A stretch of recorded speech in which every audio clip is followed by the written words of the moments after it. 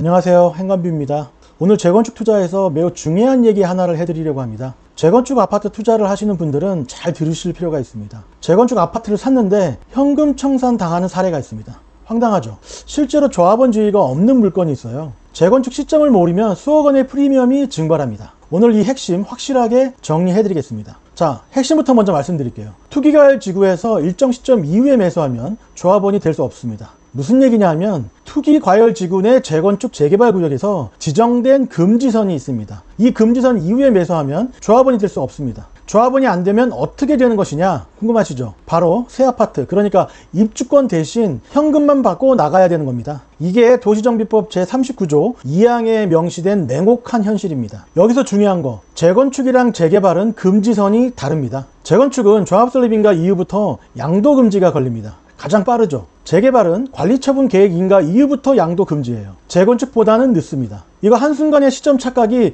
물딱지, 그러니까 현금 청산 매물이 될 수 있다는 겁니다. 수억이 걸린 문제예요. 자, 그럼 왜 이런 위험한 물건이 시장에 돌아다닐까요? 경제학에서 말하는 역선택의 개념으로 설명드려 볼게요. 매도인은 정보를 보유하고 있습니다. 조합원 승계가 불가하다는 사실을 알고 있는 거죠. 근데 매수인은 내부 사정을 잘 몰라요. 정보의 비대칭 상태입니다. 중고차 시장의 레몬처럼 겉보기에는 멀쩡한 현금 청산 매물이 유통이 되는 겁니다. 정보가 없는 매수인은 잘못하면 독박을 쓰는 구조죠. 인문학적으로 설명하면 섹스피어의 베니스의 상인입니다. 샤일록의 계약서 기억하시죠? 섹스피어의 희곡처럼 법조문인 도시정비법 제39조는 예외 없이 글자 그대로 적용이 되는 겁니다. 설마 진짜 현금 청산 하겠어? 이런 안일한 기대, 이런 막연한 희망은 법 앞에서 아무런 의미가 없습니다. 결론은 계약은 계약이고 법은 법입니다. 설마는 통하지가 않습니다. 현금 청산 당하면 얼마나 손해일까요? 대략의 숫자로 한번 추정해 드릴게요. 매수가에는 시세에 프리미엄이 붙어 있잖아요. 근데 청산가는 감정평가액으로 나옵니다. 프리미엄은 없어요. 물론 일부 개발 이익을 포함하라는 의견도 있습니다만 사실은 그렇지 않는 부분이 더 많습니다. 자, 추정컨대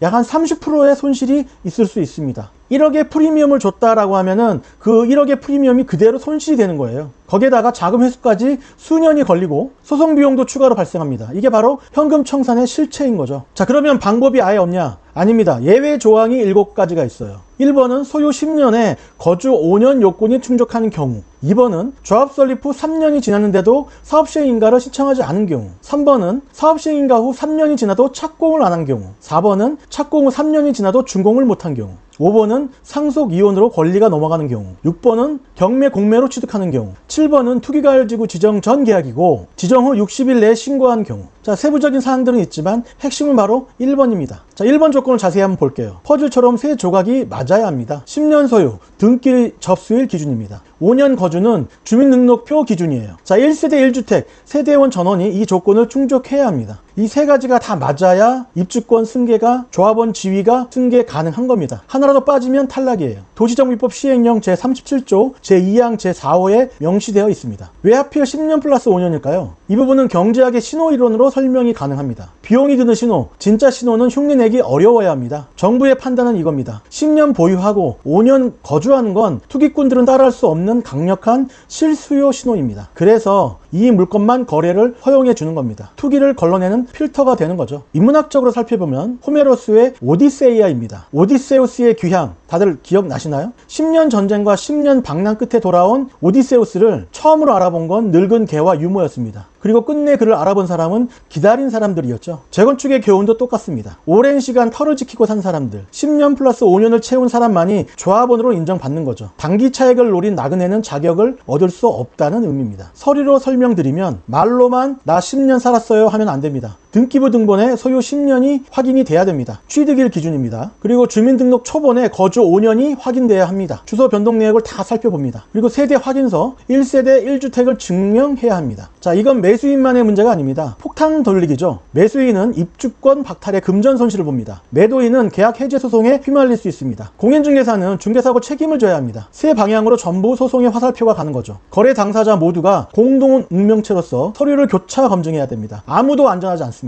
자, 행간을 읽어볼게요. 정책, 투기과열지구 해제 전까지 이 룰은 유지가 되는 겁니다. 요건 안 하는 제한은 없습니다. 공급 10년 플러스 5년 매물은 매우 희소하죠. 그래서 가격 방어력이 높아요. 지금 싼 매물은 분명히 이유가 있습니다. 현금 청산 리스크가 있다고 봐야 돼요. 비싸도 안전한 물건이 정답입니다. 표면은 제한이 따인데 숨은 의미는 검증 안 된 싼 물건은 독이 될 수 있다는 겁니다. 마지막입니다. 계약 전 반드시 체크해야 할 3가지예요. 첫 번째, 구역을 확인해야 합니다. 해당 지역이 투기 과열 지구인가. 둘째, 시점 확인입니다. 조합 설립인가 또는 관리 처분인가 시점인가. 셋째는 예외 확인입니다. 매도인이 10년 소유 플러스 5년 거주 1주택자인가를 서류로 확인해야 합니다. 이 체크리스트가 당신의 수억을 지킬 수 있습니다. 도시정비법 제39조 시행령 제37조를 꼭 확인하세요. 오늘 내용이 도움이 되셨다면 좋아요, 구독 부탁드리고요. 지금까지 행간부였습니다. 감사합니다.